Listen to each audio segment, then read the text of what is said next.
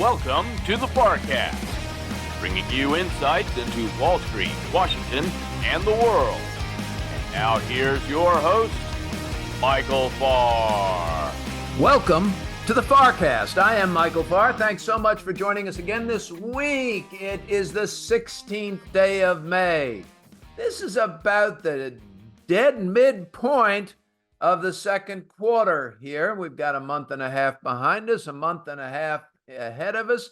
Earnings season is over. We've gotten through a Fed meeting and lots of talk, and we've seen inflation data. Some of it looked a little hot. Some of it looked a little, okay, maybe it's coming the right way. But the little coming the right way, what did that really mean? It means markets went nuts. Markets went nuts, and that was yesterday, and we're back up at new all-time highs, folks, on the S&P 500. Stocks are expensive.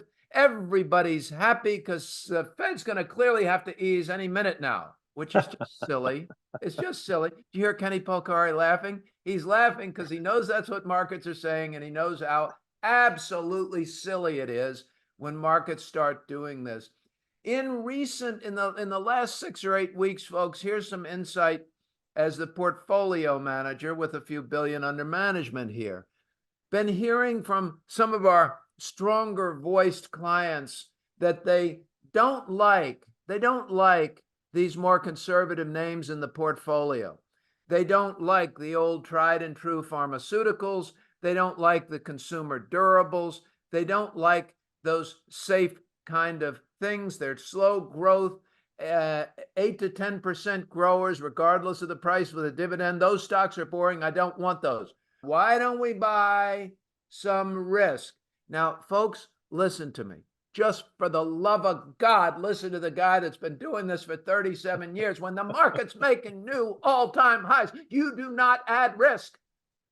Okay? It's not hard. That's not hard. We could go sit down and talk with your grandmother about that and say, look, it's all-time highs and people are excited. And she'd go, well, this is stupid. If she knew nothing about the stock market, she'd say it was stupid.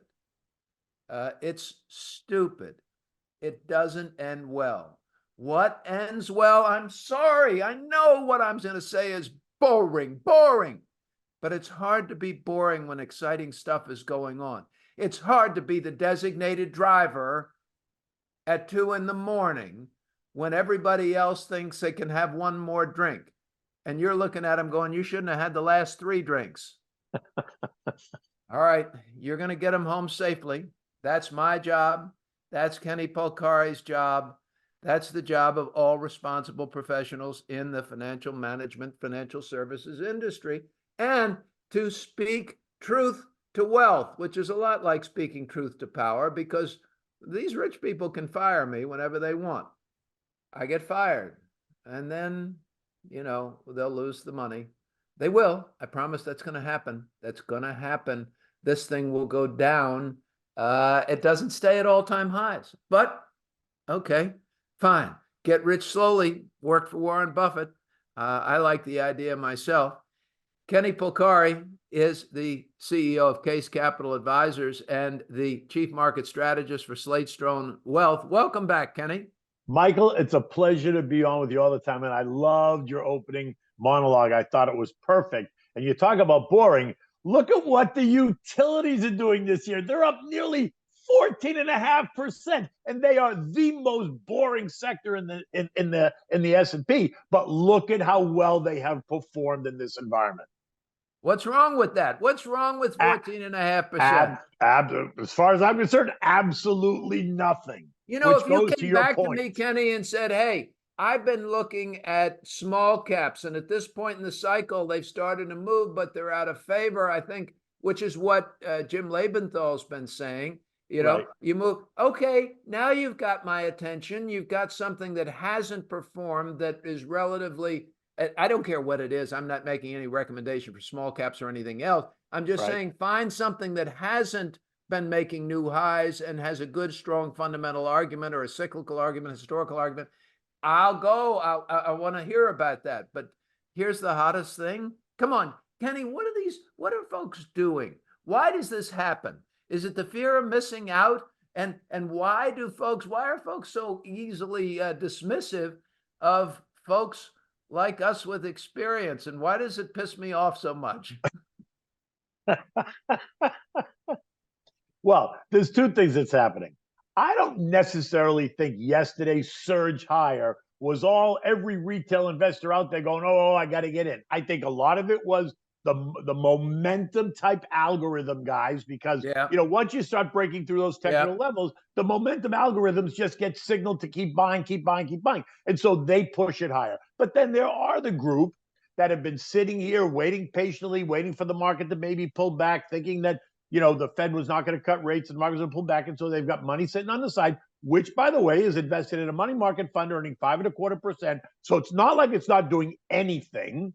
But then they see the way the market reacts yesterday. They go, oh, my God, I got to get in now. I can't wait any longer. And yes, to your point, they jump in and they push it higher, which typically for me and you suggests it's time to just sit back. Like yesterday, I did absolutely nothing. I didn't buy, I didn't sell. I sat here, we watched. I want to let the news marinate. I want to let investors digest what's happening. And then I fully expect that we'll see a little bit of a pullback. And that's when guys like you and I will then put new money to work. I'm not chasing it. Absolutely not. To your point, you're not chasing risk way up here when the market's making all-time highs. Wait for it to settle in, see if it pulls back, watch what happens certainly in the economy, and then put the money back to work. Here's the question I have, Kenny. If you look up today and say, geez, I'm going to go buy. If you're going to say, I want to buy one of these stocks that's making an all-time high, let's just say you want to buy the S&P 500 futures today are 53.37, new all-time highs. What's your upside expectation when you're paying the highest price at which the thing has ever traded? It's never traded higher than it did or closed higher than it did yesterday.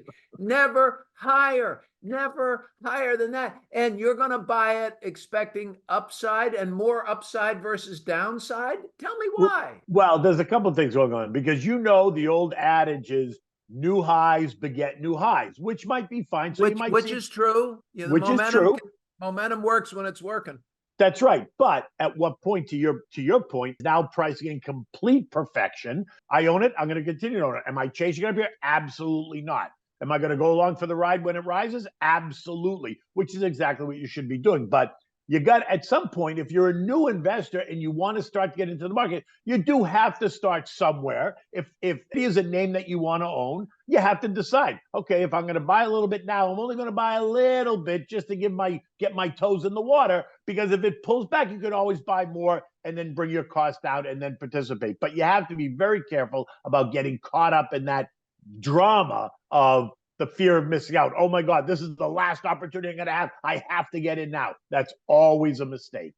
The worst thing they used to tell us when we were rookies, Kenny, and we were learning about options was that the worst thing that can happen to you is that you make money on your first options trade. Right, exactly. The worst thing that can happen, because what do? You all of a sudden you think it's easy. All of a sudden, and because it's leveraged, and because it's a derivative, it can move hard and fast the other way just as quickly. And this is an area where sophisticated investors hang out. And when the rookie gets in there and thinks he or she knows what they're doing and that they finally got it, they don't got it. You don't got it.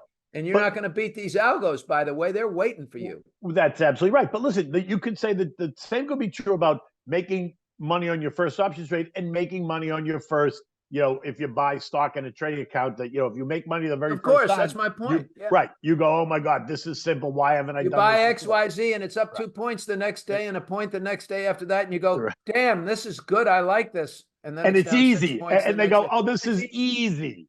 Yeah. Right. So, hey, Kenny, listen to this. I've got a young man I've been talking to for a few years who's come up with, he's got his certificate in coding and all of this.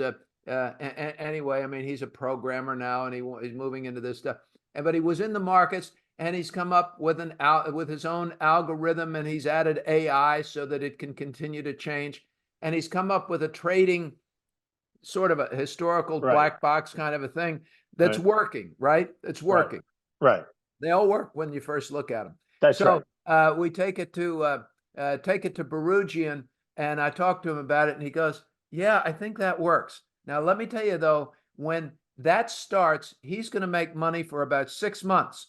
Right. But there are AI programs out there looking for those patterns, even a small guy like this, That's and they right. will find him and they will defeat him. So in 6 months, when this stops working, it's not because his math stopped working, it's because they're onto him, and he's going to have to change, and he's going to have to start doing copper futures and metal futures. And if that doesn't work, he's going to have to go to soybeans and pig futures and frozen orange juice, trading places, whatever it is.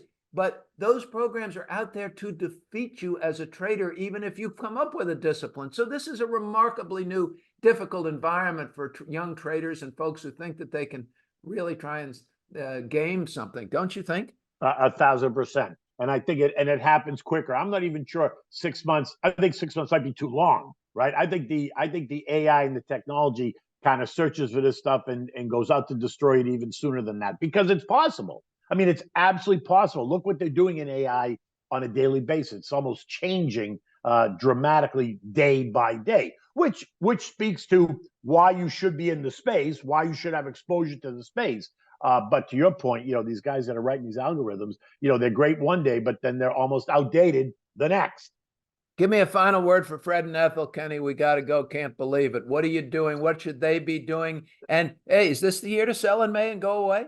Fred, I don't think so. Fred and Ethel should be enjoying this ride, right? Like I said in my note this morning, I'm not complaining about the market going up because I'm invested, so I'm enjoying the ride. It doesn't mean that I'm changing my strategy or suddenly going all in or taking the cash I have on the side, putting it to work today. To your point, you don't necessarily want to add risk at the highs when the market's making all new time highs. So if you've got a well-diversified portfolio, appreciate the fact that you got someone who's helping you guide that, created that portfolio, and then let it ride. No reason to get nervous. If the market backs off a little bit, that's when you're going to put more money to work.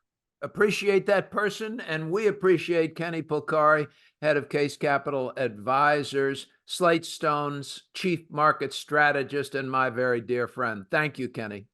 See you, Mike. Thanks for having me. We're coming back with Dan Mahaffee and figure out what's going on. Hey, we've got presidential debates coming up.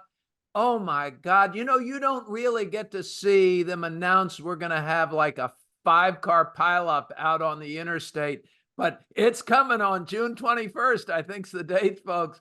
Biden and Trump, these guys are going to both get into that theater on a walker, each on their walker. They're going to hang on to those microphones. Their nurses will wipe their chins, and they're going to go after it, baby. Here we go. When we come back on the FarrCast, please stay with us.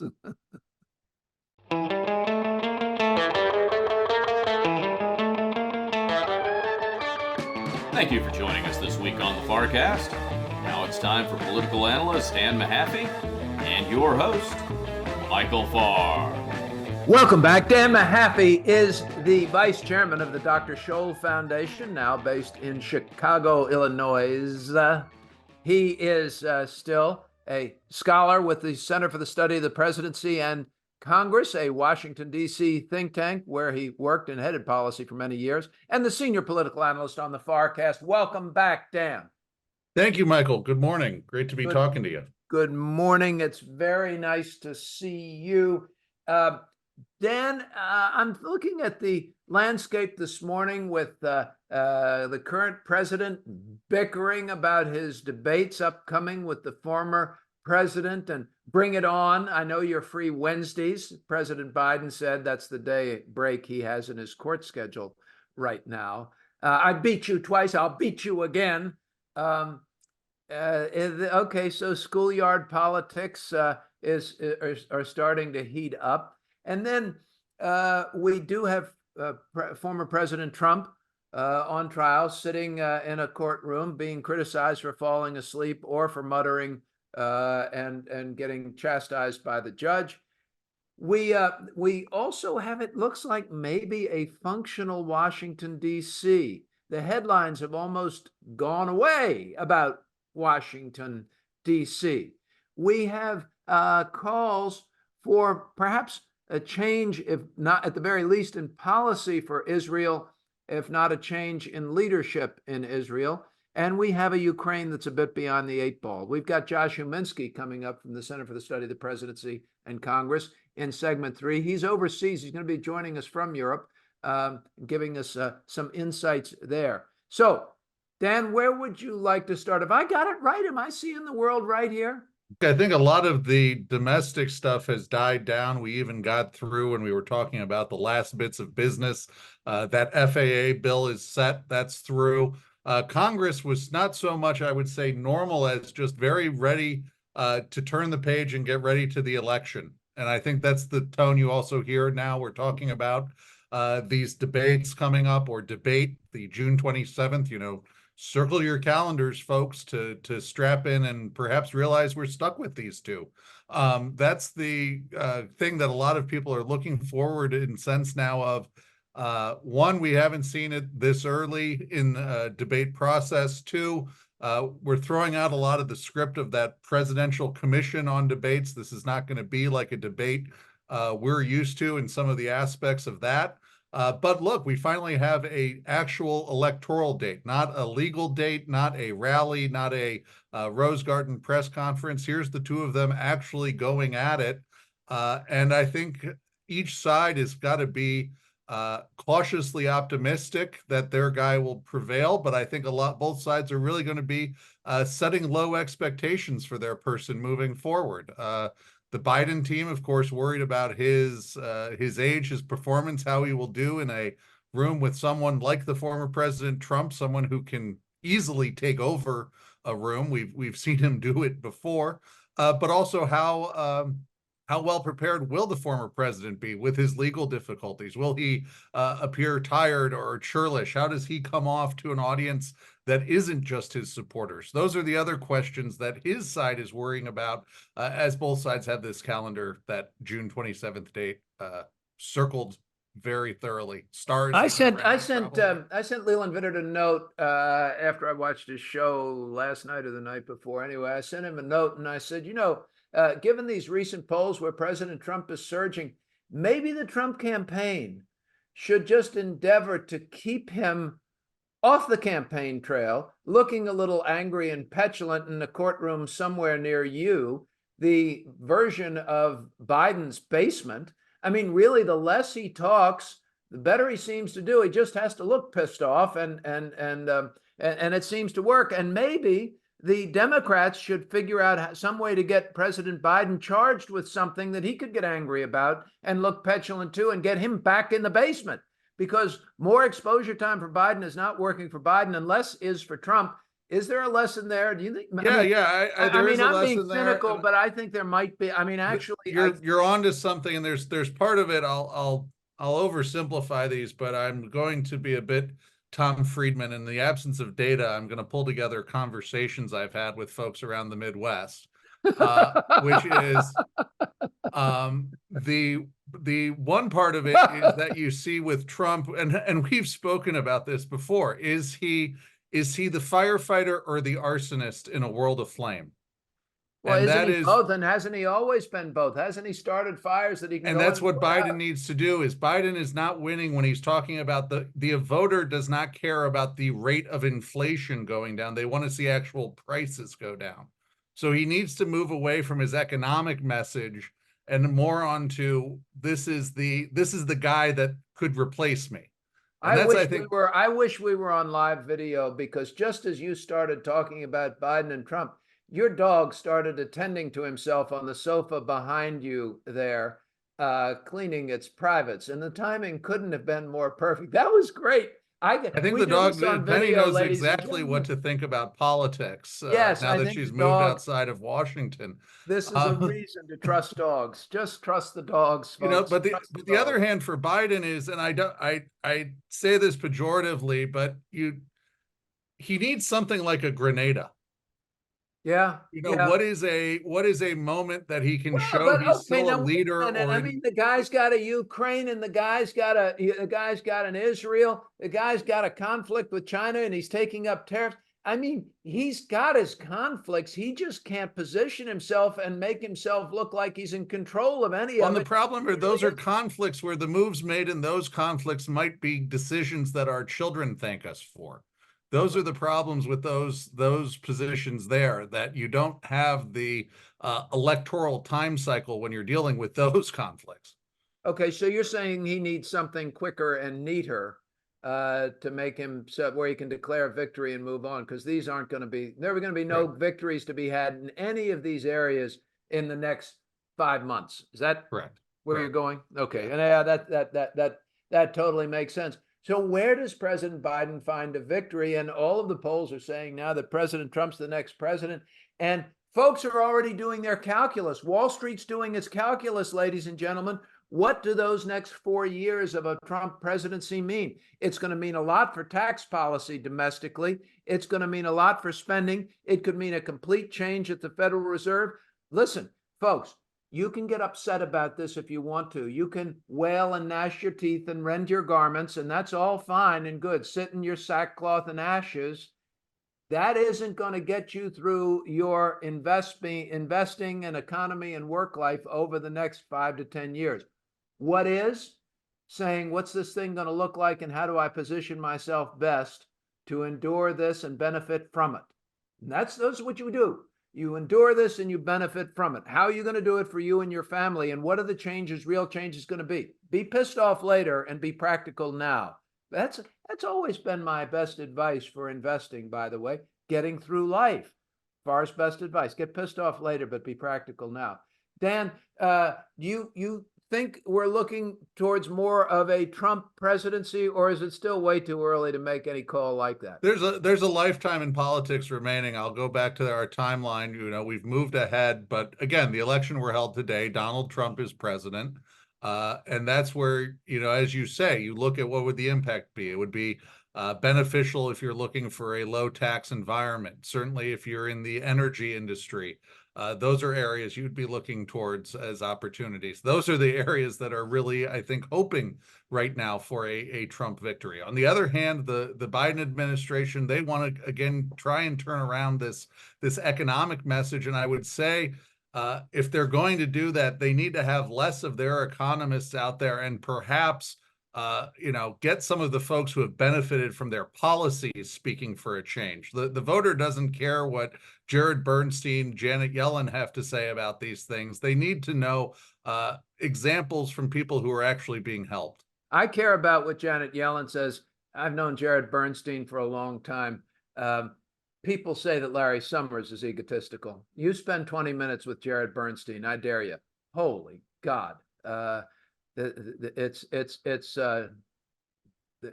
a lot of Jared Bernstein, and he loves every minute of it. Okay, but you're right. You've got to get down to the numbers and don't listen to all the talk. Ignore the screaming and the yelling and pay attention to the price of fish at the fish market. That's the advice. Dan, give me your final word of what you're watching this week to next week, and is anything keeping you awake at night right now? Well, what I'm really looking at is, as Russia and China get closer, what are we seeing with this bonhomie with Putin and Xi? What does this mean in terms of China's industrial support for Russia? And looking at again, these closer ties between two nations who really want to push back against the United States in any way they can. Are these foxhole allies, or are they trying to do something stronger strategically? And is Putin really in a position to present any sort of a real partnership to a country the size of China? Well, with China, it's again, can they get them the gas and energy resources that China needs? That's taking time with building the infrastructure, but the Russians now understand that they are dependent on China, largely economically. They are dependent for these electronics and more advanced components. Dan Mahaffee is the vice chairman of the Dr. Scholl Foundation, also Center of the Study of the Presidency and Congress, and our senior political analyst on the Farr Cast. Dan, thank you so much. Ladies and gentlemen, we're coming back with Joshua Huminski from Europe. Figure out what's going on over there, and what are the Europeans going to do? Think about this. What do Europeans do? What do European governments do if they think that President Trump is coming back and he is going to cut off more money to NATO, and he's going to make them stand on their own, and they're not going to have the support from the U.S.? And are they going to form closer coalitions among each other and between? And maybe think about shutting us out. And what does that do to our economy? When we come back on the Farr Cast, please stay with us. Michael Farr and the FarrCast are proud to support Heroes, Inc. Heroes supports the spouses and children of law enforcement officers and firefighters who gave their lives in the line of duty to the greater Washington, D.C. community. Their singular goal is to honor the supreme sacrifice made by these individuals by caring for their families. Heroes' work begins within 24 hours of the tragic loss and continues indefinitely. We invite you to learn more about Heroes' mission at heroes.org. We hope that you will consider supporting Heroes as they endeavor to honor those who protect us. That's heroes.org. Heroes, here for you, here for good. And now, back to the FarrCast and your host, Michael Farr.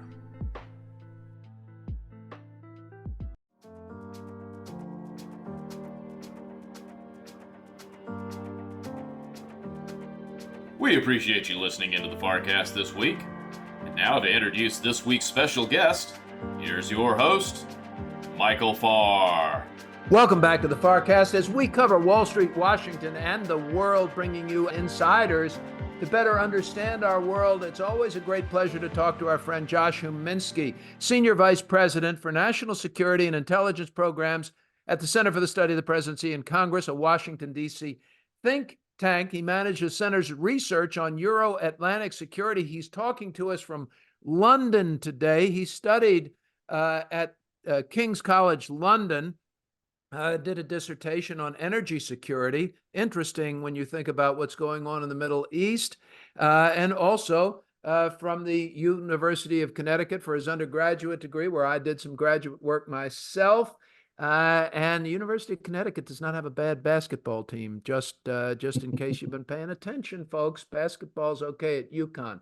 One of those things you can play indoors when you get that far north. You get further south, look at the baseball teams and the golf teams. But up there, look at basketball, maybe football. Josh, welcome back to the FarrCast.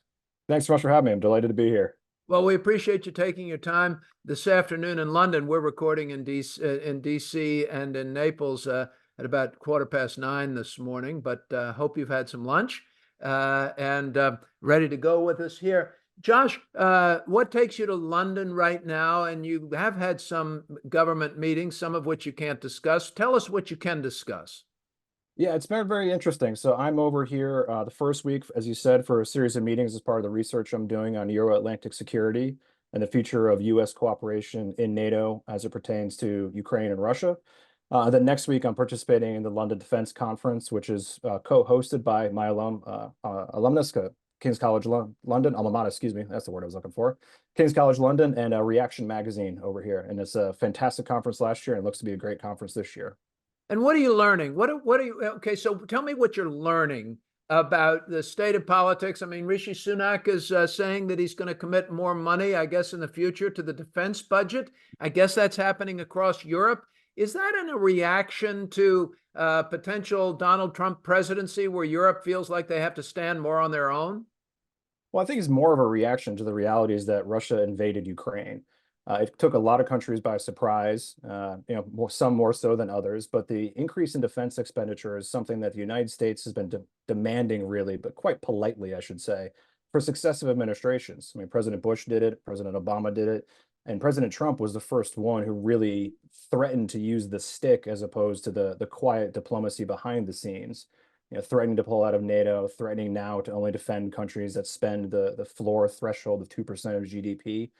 So I think the real driver was more of Russia and Ukraine, and Prime Minister Sunak's decision to announce that they're going to go to 2.5% of GDP by 2030 and committing about $100 billion a year over the next 100 billion pounds, excuse me, over the next 10 years. Is just a reaction to the reality that we are now in a conventional conflict on the continent of Europe, which we haven't seen since the Second World War. Did the European governments get caught in a period of complacency where everything's just going to be fine and we don't need to worry about it and we can sort of rely on NATO, which means we're going to rely on the United States and that nothing really goes wrong over here and Russia wouldn't dare? Was that they just get caught with their pants down? I think some more than others, because there was certainly wishful thinking by some governments. We could look to Germany as a great example that was enjoying the benefits of very cheap energy resources from Russia. Didn't really want to spend on defense because of the legacy of history. France, to some degree, was warning about the brain death of NATO, that it didn't really have a purpose at the time. Eastern Europe is a different story. I mean, Estonia, Latvia, Lithuania, former Soviet states, client states, occupied states, were very bullish about warning about the risks of Putin and the risks of a Russian invasion. Certainly the Baltics, or sorry, the Scandinavian countries now, with Finland and Sweden having joined, they spent quite a bit on defense. So it was very uneven, but I think the general sense was that most Europeans, in inverted commas, didn't think that war was going to return to the European continent and didn't spend accordingly. I mean, if you look at the state of the German military, you look at the state of the Italian military, you look at the state of the French militaries, consistent underinvestment when the absence of a clearly defined threat, which Russia has manifested by its invasion. Okay. So from here, tell me about your assessment of the stability of Europe, because to Americans, this is very important economically. We're watching Russia and China seem to get closer. And I asked Mahaffee, are these just foxhole allies? I mean, I understand that China wants oil, but really, why do they really have to pander to Russia, or is this a way to stack up against the United States, which I would call a foxhole ally? And does Europe have a greater concern about this new emerging closeness, nascent? It's not really nascent, but it's been underway for a while, between China and Russia. Would European leaders have concerns? I think Europe is concerned more about the immediate conflict with in Ukraine and with Russia. That's their primary motivating factor. China, in its relationship with Russia in particular, China is allowing Russia to import various dual use technologies. They aren't providing necessarily offensive arms in inverted commas there. And China gets the benefit of tying down resources and tying down attention in Europe, while the United States wants to pivot to the Indo-Pacific. So it is a distraction in some ways, and a very serious one that needs to be dealt with to support democracy and support European security and stability. But the longer that Russia plays in Europe, in Ukraine, the more advantages Xi Jinping gets from it. Now, they've talked about the friendship without limits, whatever you want to call it. There's, of course, going to be limits on it, because China doesn't want to antagonize the United States unnecessarily. It wants to adjust the thermostat a bit, change the temperature, and use that to a strategic advantage. Now, China wants cheap oil, wants cheap energy resources, and looks at Russia very much like that. Now, there's a confluence of interests, and I think that's a very distinctive point than saying they are like strategic partners or strategic allies. China is not going to do anything through Russia that is going to disadvantage its own strategic position. If it can create advantages for itself by destabilizing things and applying pressure elsewhere, that will happen. A confluence of interests sort of sounds like the enemy of my enemy is my friend. There's something to that, yes. Okay. Enemy of my enemy is my friend. So we're seeing all of this kind of move down the road. It sounds like this is going to happen regardless of whether we're looking forward to a Donald Trump or a Joe Biden, those being the only two choices apparently we have in the free world. They're going to do that anyway, are they? I think absolutely. I think the reality is Russia is now severed economically from Europe. And the likelihood that the European Union and European countries will resume relationships with Russia as and when the conflict ends, and we don't know when that's going to be. There is a very unclear end date or end goal for this conflict. They're not going to resume it immediately. So Russia only has one direction to look, and that's going to be the global south, but predominantly China, as well as exporting resources through India. A lot of the oil that goes, India is benefiting from cheap energy prices from Russia, recycling it effectively, washing it, processing it, and sending it back to other economies. So regardless of whether it's President Biden or whether it's President Trump, the reality is that Putin's invasion of Ukraine has forced the accommodation and the closing of relations, between Russia and China.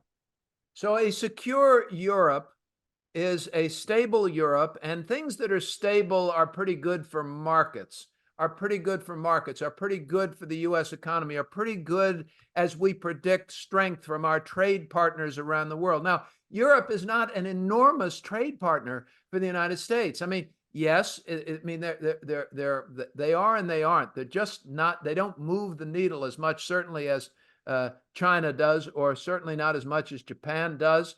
But we pay attention. strategically on the military side, in the way that, of course, they have Russia largely surrounded except for the Asian quarters. That's more important. That really is more important, that those are democratic countries by and large. Those matter, give or take the English monarchy. Rishi Sunak, Prime Minister of the UK, of England, he is facing an election, and it looks like he'll stay in place, does it? The Brits like this guy? Actually, no. So Prime Minister Sunak has to call an election no later than, I believe, December 17th, after which point an automatic dissolution of Parliament will happen, and then it'll have to be called before January 25th of next year. So he can call the election at any point up until mid-December. He is facing what will probably be a pretty resounding defeat for just not only him, but the entire Tory party to the Conservatives. After close to 13 years in power and multiple prime ministers. Why are they going to throw him out? He seems like he seems like a smart guy, very, very wealthy guy, so he doesn't have an alternative agenda, it doesn't seem. What's he been doing wrong, or what has he been doing that's so unpopular that they want to get rid of him? Well, the reality is that, as I said, after 13 years in power, the Conservative Party is basically intellectually and politically exhausted. They've gone through successive prime ministers. That you had Prime Minister Truss, who effectively collapsed the economy in her 49 days in office. And we're also dealing with the legacy of Brexit. Brexit consumed just about every single bit of political bandwidth from the decision that the vote was cast to the leaving the European Union. Okay, so what happens next? They get rid of Sunak? You don't think Sunak survives this then? Doesn't sound like. I don't believe so. If we go by the recent by-election results, the Labour Party will win, and it'll be Sir Keir Starmer as the Prime Minister. It'll be whom? Sir Keir Starmer. Sir Keir Starmer. That does not sound like Lord Atherton Wellington Coleridge the 16th that you would expect over there. Give me the name one more time. Sir, but it's Keir Starmer. Keir Starmer.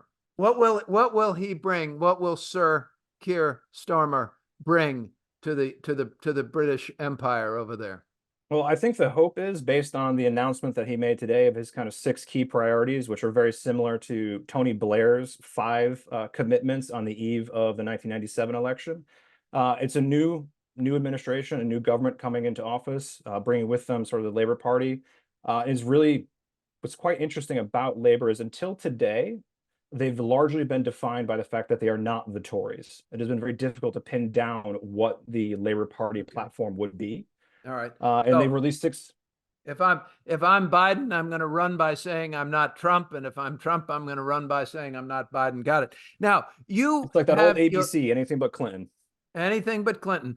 ABC. You received a graduate degree in war studies from King's College, and then you also studied security and others.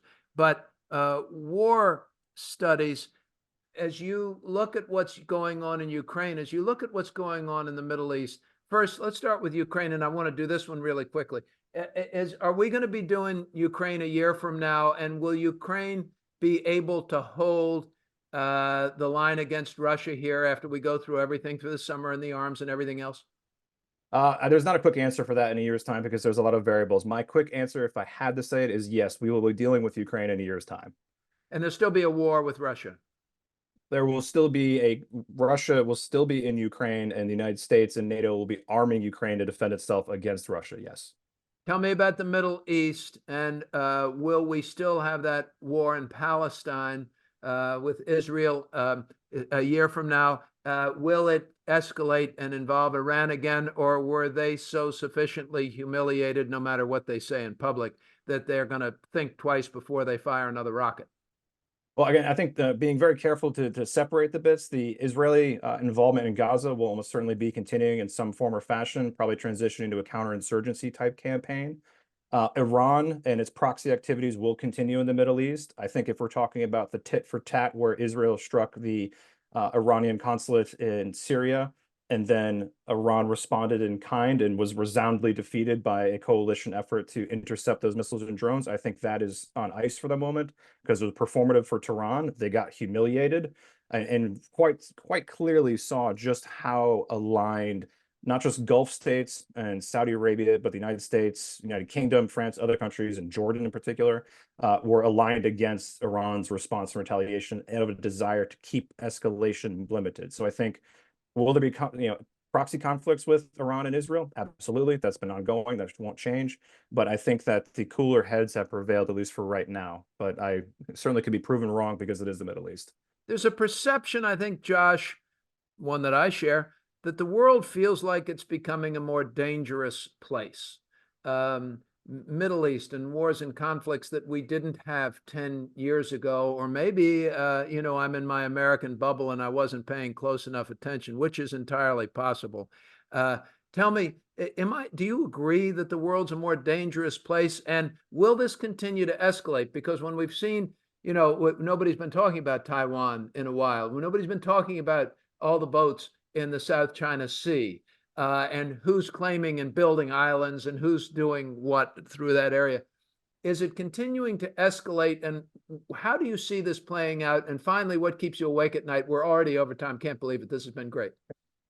Well, I think we always suffer from a risk of presentism. We think the times in which we live are somehow unique compared to other times. Yes. I think what is unique and different is that the United States' ability and the ability of allies to actually influence global affairs has diminished dramatically. And we're seeing that playing out in all these conflicts. There's only Why so has much it diminished? Why has the U.S.'s ability to influence been so diminished? I mean, it is, whether you're a Republican or a Democrat, there's no question that Ronald Reagan, during his presidency, had a lot of respect. And when he barked, people listened, whether they agreed with him or not, they had to listen. They don't seem to listen anymore. No, they don't. And I think there's a fundamental erosion in sort of American power and prestige. We spent 20 years in the war on terrorism in Iraq and Afghanistan and achieved nothing effectively, and withdrew from Afghanistan in a very disastrous manner. And that erodes American prestige. America didn't support its allies in Afghanistan. I keep coming back to that one as an example. The tools of power have been spread out and diffused from Washington. Silicon Valley and Wall Street have as much influence as Washington, D.C. does. The world has become much more globalized and much more interconnected. Say that again. Silicon Valley. Say that again. There's your line, ladies and gentlemen. You want to listen to the one line from Joshua Huminski? You just heard it. Listen to this. The sources of power have diffused from Washington, D.C., and now Silicon Valley and Wall Street Journal, are as influential as Washington, D.C. can be. That's a bit chilling. And I think I might add to that, if you want to, Hollywood. If you throw Hollywood and pictures and our influence, not only financially, but in terms of our ability to spread a message, we'd add that as well. And that's just on the domestic side. If we look at other sources of international power, Beijing is a player. We have to acknowledge that. The European Union, they're a player. Delhi is a player. So the sources of power and influence are not where they once were in terms of the great Reagan era. Josh, what keeps you awake at night? I got to go. I think it's the unknown unknowns, the things that we don't see coming that's going to exacerbate and strain already limited resources and attention. I mean, heaven forbid we get another serious attack on the United States or against here in London, for example, that's going to necessitate returning to Syria, returning to Iraq, or something else that's unanticipated. Okay. Josh Huminski from the Center for the Study of the Presidency and Congress, joining us today from London. Thank you so much, Josh. Thank you very much for having me. I look forward to joining again. We do too. We really do. We learn so much. Ladies and gentlemen, that's it for another FarrCast as we cover Wall Street, Washington, and the world. I've learned a lot on this particular show. I hope you have too. We'll be back again next week, bringing you insiders from around the world and around the country so that we can better understand and navigate our world, understand what we're hearing in the media and how it's going to affect us in terms of our national security, in terms of our economy, and how we can position ourselves to both endure and enjoy the future ahead of us. For everybody at Hightower Advisors, Farr Miller in Washington, my producer, Harry Jennings, I'm Michael Farr. Thanks so much for being with us. Please share us on your social media. Have a great weekend. We'll see you next week. That's a wrap on this week's episode of the FarrCast. Thanks for being with us, and thanks to our guest, Kenny Polcari, Dan Mahaffee, and special guest from the Center for the Study of the Presidency and Congress, Joshua Huminski. The FarrCast is produced by Michael Farr and Harry Jennings and comes to you weekly for free on all major podcast platforms, including Spotify, TuneIn, and Apple Podcasts. Stream past episodes as well as subscribe so you never miss a new one. We love reading all of your notes and try to reply to as many as we can. You can reach us at hjennings@farrmiller.com. Let us know any questions you have about past episodes or questions you'd like us to answer in upcoming shows. Please be aware that any time we or any of our guests mention a specific company, sector, or refer to performance in relation to an earnings report, news headline, or economic trend, it is not a recommendation to buy or sell. Review the risks and rewards of any investment with your financial advisor for what specific investment and general strategy is appropriate for you before you make any investment decision. As always, if we can be of assistance at Farr Miller in Washington, please reach out to me at hjennings@farrmiller.com. We are here to help, and I'm happy to arrange for any of our listeners an appointment with one of our financial professionals to review your portfolio, your needs, and your goals. Take care, stay safe, and stay healthy. Thanks for listening to the FarrCast. Wall Street, Washington, and the world.